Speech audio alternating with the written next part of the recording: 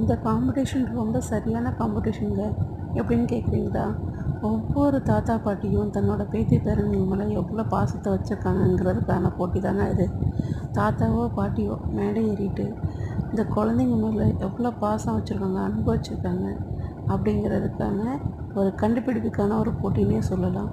முத்து மலை இங்கே கொட்டி தீராதோ அப்படிங்கிற மாதிரி ஒவ்வொரு பாட்டியும் தன்னோட பேத்திங்களுக்கு பேரனுங்களுக்கு கொடுக்க போகிற முத்தத்தோட எண்ணிக்கையை வச்சு தான் அவங்க எவ்வளோ பாசமும் நேசம் வச்சுருக்காங்கன்றதை நம்ம பார்க்க போகிறோம். இந்த காம்படிஷனில் யார் அதிகமாக முத்தத்தை வாங்கி ஜெயிக்க போகிறாங்களோ பார்க்கலாம் வாங்க. நானும் உங்களை மாதிரி ஆர்வோட இருக்கேன். இந்த குழந்தை அதில் லக்கியான குழந்தை, அதிகமான பாசத்தையும் நேசத்தையும் பெற்ற குழந்தை எந்த குழந்தைன்னு பார்க்கலாம் வாங்க.